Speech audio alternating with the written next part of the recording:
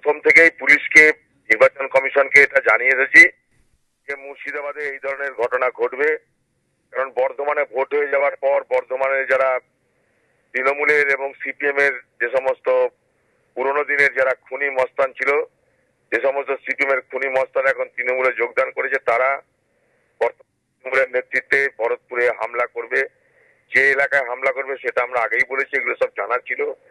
এগুলো কোনো ঘটনাই হঠাৎ করে বা নতুন কিছু নয়, এগুলো পূর্বেই পুলিশকে বলা হয়েছে, নির্বাচন কমিশনারকেও বলা হয়েছে।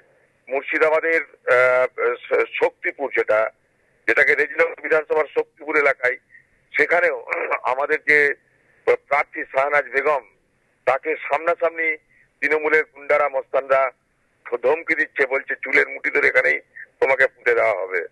সেখানেও পুলিশ নির্বিকার। সময়ের পরেও সেখানে ভোটের প্রচার চলছে, পুলিশকে সেখানে বলার পর